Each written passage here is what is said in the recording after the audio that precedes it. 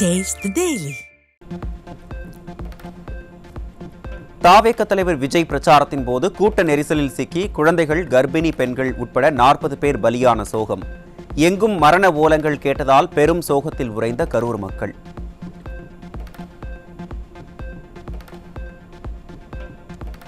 கரூரில் தாவேக பிரச்சார கூட்ட நெரிசலில் சிக்கி உயிரிழந்த 40 பேரில் 10 குழந்தைகள், 17 பெண்கள், 13 ஆண்கள். தமிழக மக்களின் நெஞ்சை நொறுக்கிய கரூர் துயர சம்பவம்.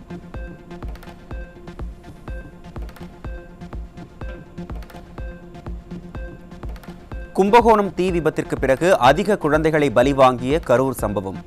விஜய் பிரச்சாரத்தில் 10 குழந்தைகள் பலியான சோகம்.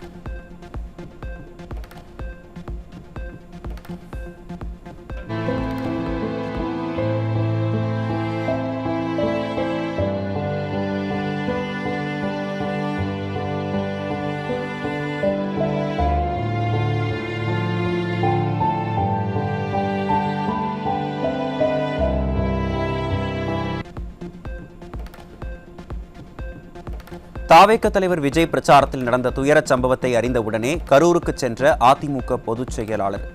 உயிரிழந்தவர்களின் உடலுக்கு அதிமுக பொதுச் செயலாளர் எடப்பாடி கே பழனிசாமி மாலை அணிவித்து அஞ்சலி.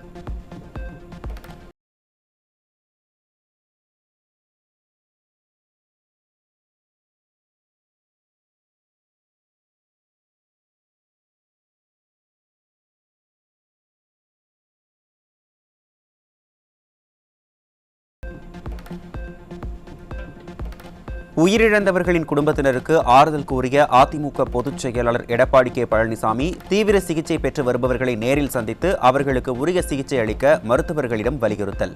முன்னாள் அமைச்சர்கள் தங்கமணி, MR விஜயபாஸ்கர், C விஜயபாஸ்கர் உள்ளிட்டோரும் உடனிருந்தனர்.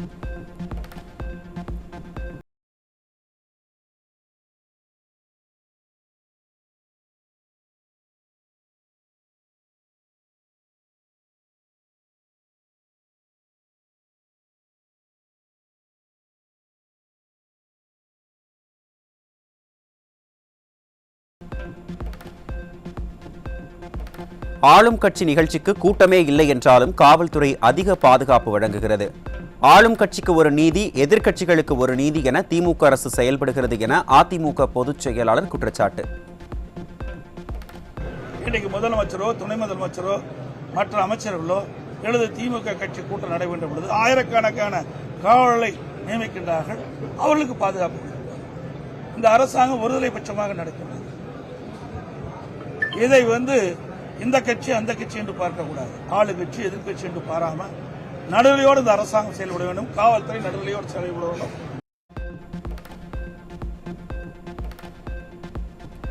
இந்தியாவிலேயே அரசியல் கூட்டத்தில் இப்படிப்பட்ட துயரச் சம்பவம் நிகழ்ந்ததில்லை. தாவேகவினரும் விதிகளை பின்பற்றி அனுமதிக்கப்பட்ட நேரத்தில் பேச வேண்டும் என அதிமுக பொதுச் செயலாளர் கருத்து. ஒரு அரசியல் கட்சி கூட்டம் நடத்தும் என்று சொன்னால் அந்த கட்சியுடைய பாதுகாப்பை நம்பி, அரசாங்கத்தை நம்பி, காவல்துறை நம்பித்தான் பொதுமக்கள் அந்த பொதுக்கூட்டத்தில் கலந்து கொள்கின்றனர். அரசாங்கமும் காவல்துறையும் பொதுக்கூட்டத்தில் நடைபெறுவதற்கு பாதுகாப்பு வழங்க வேண்டும். அதேபோல அரசியல் கட்சி தலைவர்களும் அங்கே குழுவிட கூட்டத்திற்கு ஏற்றவாறு தாங்கள் நடந்து கொள்ள வேண்டும். அதே காலையிலே எனக்கு ஒரு நேரத்தை குறிப்பிடுகிறார்கள். அந்த நேரத்திலே பொதுக்கூட்டம் நடத்துவதில்லை. பல மணி நேரம் கழித்து பொதுக்கூட்டம் நடக்கின்ற பொழுது அதில் சில பிரச்சனைகள் ஏற்படுகின்றன. இதையெல்லாம் தவிர்த்துக் கொள்ள வேண்டும். இது நான் யாரையும் குற்றம் சொல்லி இந்த நேரத்தில் குற்றம் சொல்வது பொருத்தமாக இருக்காது. விலை மதிக்க முடியாத நாம் உயிரை இழந்திருக்கின்றோம். இதுவரை தமிழகம் மட்டுமல்ல, இந்தியாவிலேயே ஒரு அரசியல் கட்சி நடத்துகின்ற பொதுக்கூட்டத்தில் இவ்வளவு உயிரிழப்பு ஏற்படுகிறது. திமுக ஆட்சிக்கு வந்த பிறகு கூட்டம் நடத்துவதே பெரிய சிரமமாகவும் நீதிமன்றத்தில் அனுமதி பெறவும் வேண்டியிருக்கிறது. திமுக அரசும் காவல்துறையும் பாரபட்சம் பார்க்காமல் செயல்பட வேண்டும் என அதிமுக பொதுச் செயலாளர் எடப்பாடி கே பழனிசாமி வலியுறுத்தல். திராவிட முன்னேற்ற கழகம் ஆட்சிக்கு வந்த பிறகு கூட்டம் நடத்துவதே பெரிய சிரமம். நீதிமன்றத்திற்கு சென்றுதான், அந்த நீதிமன்றத்தின் மூலமாக அனுமதி பெற்றுதான் கூட்டம் நடத்த வேண்டிய சூழ்நிலை இருக்கின்றது.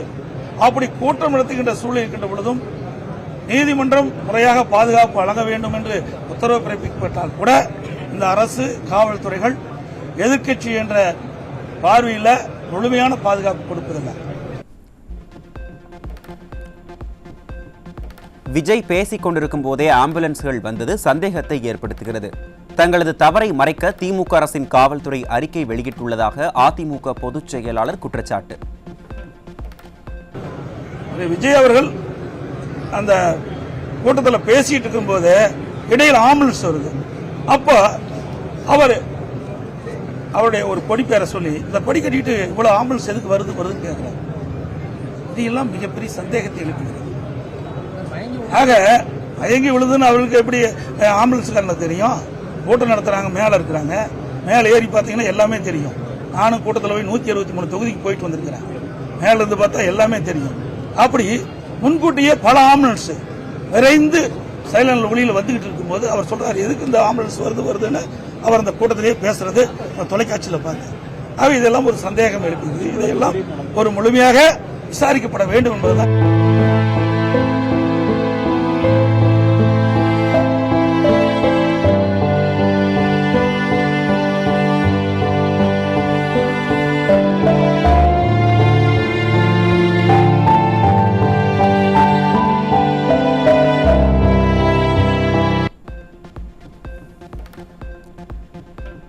கரூரில் விஜய் பேசிக் கொண்டிருக்கும் போது அவரை நோக்கி காலணிகள் வீசப்பட்ட சம்பவத்தால் வலுக்கும் சந்தேகம்.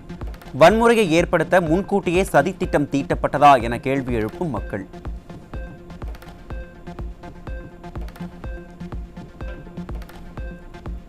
கரூரில் கூட்ட நெரிசலில் சிக்கி குற்றுயிரும் குலையுயிருமாக உயிரை கையில் பிடித்துக்கொண்டு வீடு திரும்ப முயன்றவர்களை விரட்டி கண்மூடித்தனமாக தாக்கிய காவலர்கள்.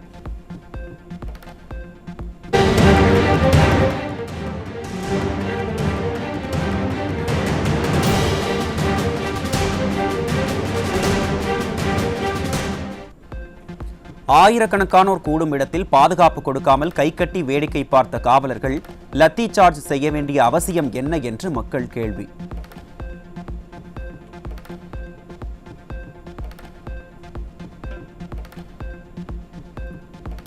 தாவேக கூட்டத்தில் 40 பேர் உயிரிழப்பிற்கு காவல்துறை குறைபாடு காரணமா?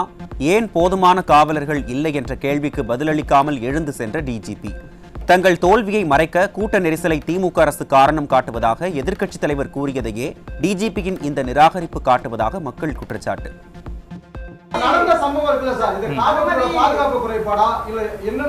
இப்பொழுது அதை பத்தி பேச முடியும்.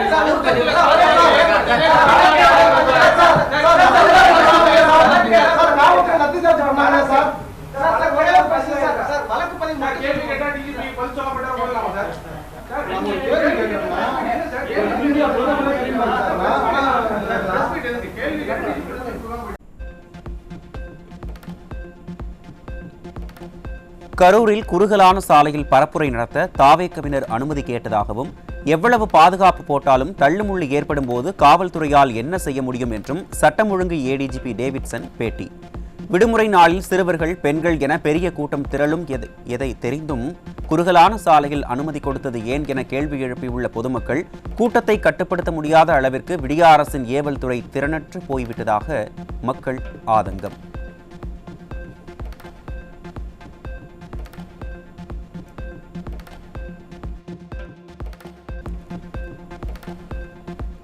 திருமணம் நிச்சயமான ஜோடி விஜய் பிரச்சார கூட்ட நெரிசலில் சிக்கி பலியான சோகம். கரூரைச் சேர்ந்த ஆகாஷ், உப்பிடமங்கலத்தைச் சேர்ந்த கோகுலஸ்ரீக்கு அடுத்த மாதம் திருமணம் நடைபெற இருந்த நிலையில் உயிரிழப்பு.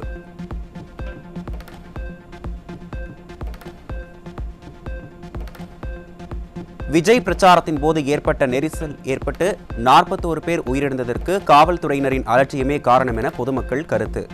திமுக அரசு திட்டமிட்டு இந்த உயிரிழப்புகளை ஏற்படுத்தியிருப்பதாகவும் சாடல். விஜய் வந்து ஒரு பொலிட்டிஷியனாக பார்க்காம மக்கள் இன்னும் ஆக்டராகவே பார்த்துட்டு இருக்கிறதால தான் இது நடக்குது. அதுபோக இது பார்த்திங்கன்னா நாட் விஜய். மக்கள் எங்கே கூடினாலும் அதுக்கேற்ற கெப்பாசிட்டி கவர்மெண்ட் கொடுக்கணும். அதுக்கேற்ற ப்ரிகாஷனரி மெஷர்ஸை கவர்மெண்ட் கொடுத்து தான் ஆகணும். இது பார்த்திங்கன்னா நம்ம பொலிட்டிக்கல் பார்ட்டியை ப்ளேம் பண்ணி எந்த ஒரு அர்த்தமும் இல்லை. இது கவர்மெண்ட் தான் ஆன்டிசிபேட் பண்ணணும். உளவுத்துறையெல்லாம் அதுக்கு தான் இருக்காங்க. கரூரில் இறந்த உடலை ஏற்றிச் செல்லும் அமரர் ஊர்தியிலும் விளம்பரம் தேடும் திமுக. கூட்டத்துக்கு வந்த பொதுமக்களுக்கு பாதுகாப்பு தர துப்பில்லாத அரசு பிண அரசியல் செய்வதாக மக்கள் கடும் சாடல்.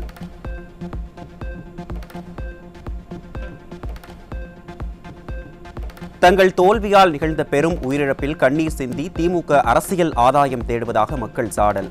அரசின் நிர்வாக தோல்வியால் கள்ளச்சாராய உயிரிழப்பு, விமான சாகச உயிரிழப்புகளுக்கு கண்ணீர் சிந்தாதவர்கள் மக்களின் உயிரிழப்பிலும் பாரபட்சத்துடன் கருணை காட்டுவது திமுக அரசின் இரட்டை முகத்தையே காட்டுவதாக மக்கள் விமர்சனம்.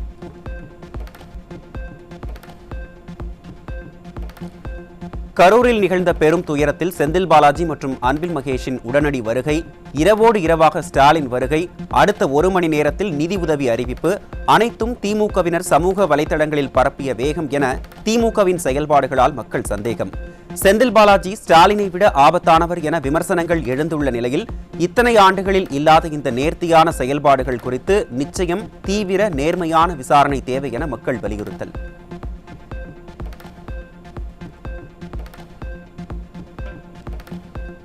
கரூர் கூட்ட நெரிசலில் சிக்கி உயிரிழந்த மகனுக்கு கடைசி முத்தமிட்ட தாய், காண்போரை கண்கலங்க வைத்த காட்சி.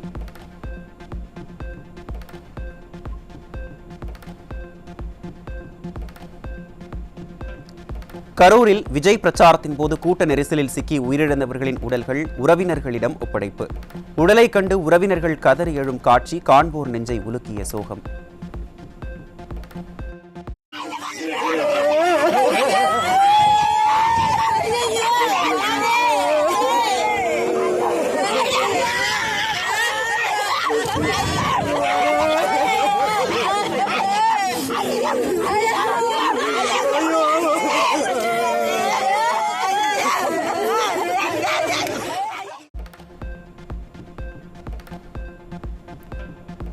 தாவேக தலைவர் விஜயின் கூட்டத்திற்கு சென்று உயிரிழந்த திண்டுக்கல் மாவட்டம் ஒத்தப்பட்டியைச் சேர்ந்த 26 வயதான தாமரை கண்ணனின் உடலை பார்த்து கதறி அழுத கர்ப்பிணி மனைவியின் கண்ணீரால் சோகத்திய மூழ்கிய கிராமம்.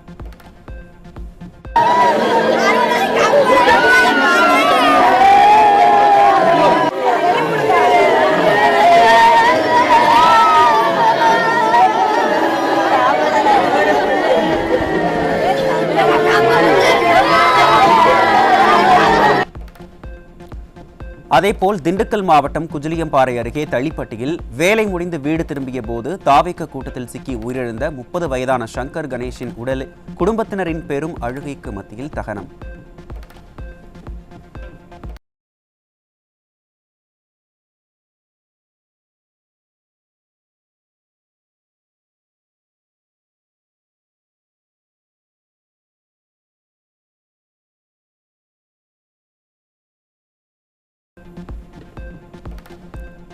தமிழகம் முழுவதும் இன்று ஒரு நாள் கடைகள் அடைக்கப்படும் என வணிகர்கள் அறிவிப்பு.